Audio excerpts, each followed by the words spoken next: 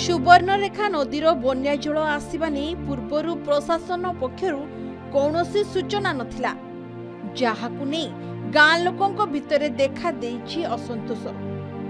हठात एते मात्रा रे पानी माड़ी जिबारु गाँ लोके प्रशासन उपरे बर्षिछंती। बालेश्वर जिला भोगराई ब्लॉक सुवर्णरेखा नदी कूल बाउंस खणा और माटी खणा गाँ लोके एबे आतंकित होई पड़िछंती।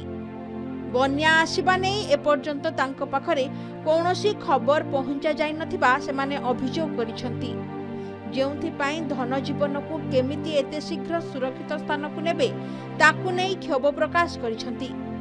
चलित वर्ष सुवर्णरेखा नदीर एहा हेउछि प्रथम बन्या पानी।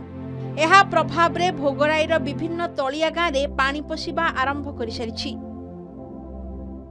फौका फौका सब आसिलानी आम केमती कौन करवा तेणु किसी सरकार किसी निष्पत्ति ना कि हाँ बन्या आसी कि पानी आजीवन सब नष्ट है दायी किए कौन करे कहीं आज लोक विभिन्न प्रकार अपप्रचार कर विभिन्न प्रकार खराब कथा कहीं कहते एभलिया कहीं हो टीवी जरिया फोन द्वारा सब होता किसी कथा नहीं 9टा 10टा बेलू हठात बुड़ी जाऊँगी सकाଳେ कौन लोक सब तैयार होती उधार सेटा उधार करवा प्रशासन तरफ किसी सहयोग किसी एपर्यंत कहीं आसुना कि देखुना कौन है केते पानी मारला किमती लोक अच्छा कहीं आसना आज्ञा। तेबे वर्तमान विपद संकेत उपरे सुवर्णरेखार जलस्तर बन्या पानी एबे बालियापाड़ जलेश्वर और भोगराई ब्लॉक रो तलिया अंचल रे पसिछि। नदीर उपर मुंड झारखंड रे लघुचाप जनित वर्षा हेबा जोगु गालुडीही ब्यारेज 2,42,000 क्यूसेक पानी छाड़िथिबारु बढ़ुछि सुवर्णरेखा नदीर जलस्तर।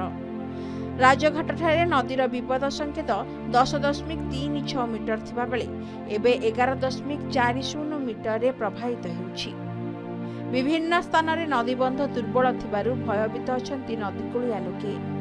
अनेक स्थान रे रास्ता उपरे 3 फुट उच्चर बन्या पानी प्रभावित हेउथिबारु लोके देशी डंगारे यातायात करुछंती। सुवर्णरेखा नदी रे जलस्तर वृद्धि होइथिबारु बालेश्वर जिलार 4टी ब्लॉक रे समस्त ऑफिसर छुट्टी बातिल करिछंती जिलापाल। बिना निर्देश रे हेडक्वार्टर न छाड़िबाकू निर्देश देइछंती जिलापाल सूर्यवंशी मयूर विकास। जलेश्वर भोगराई बस्ता और बालियापाड़ ब्लॉक रे बन्या आशंका रही तेणु एही 4टी ब्लॉक रो समस्त ऑफिसर को 24 घंटा सतर्क रहिबाकू निर्देश दिया जायछि। एहा सह आवश्यक स्थले तलिया अंचल लोकंकु सुरक्षित स्थान को स्थानांतर करने प्रस्तुति कहुଯାଇଛି। अत्यावश्यक मेडिसिन महजूद रखिबा सुखिला खाद्य पदार्थ महजूद रखिबा भी विभागीय अधिकारी को निर्देश रही। जलेश्वर राधा गोविंद दास का रिपोर्ट के न्यूज ओडिशा।